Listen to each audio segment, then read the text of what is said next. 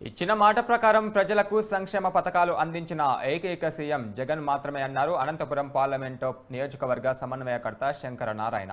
బుక్కరాయ సముద్రం మండలంలోని గ్రామాల్లో సింగనమల నియోజకవర్గ సమన్వయకర్త వీరాంజనేయులతో కలిసి ఆయన పర్యటించారు.